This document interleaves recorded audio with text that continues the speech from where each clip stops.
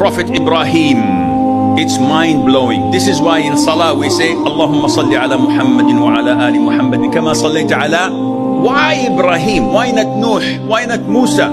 Ibrahim is something else. Allah Azza wa Jal did not give him a child until he was over 80. And his wife was barren.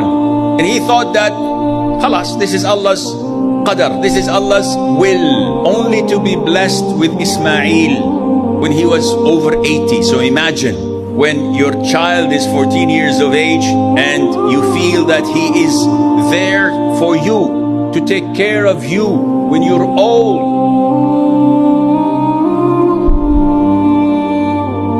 When you are not able to walk, you need the support, you need someone to back you up. Allah gives you this boy, and just when he was there for you, the command comes, the test comes. What? Slaughter him.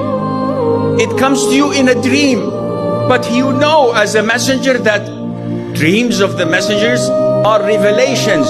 You have no choice but to comply. What does he do?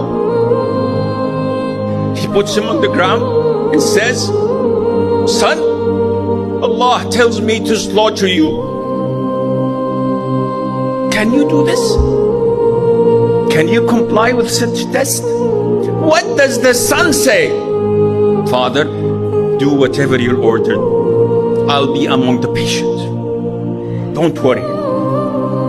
Just as he puts him down and he wants to slaughter him, Allah sacrifices him with a big ram from the heaven and says to him, you have complied.